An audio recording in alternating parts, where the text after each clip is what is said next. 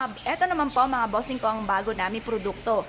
Ito po ay ang tatlo na dwarfs mga bossing ko na may iba't ibang kapansanan.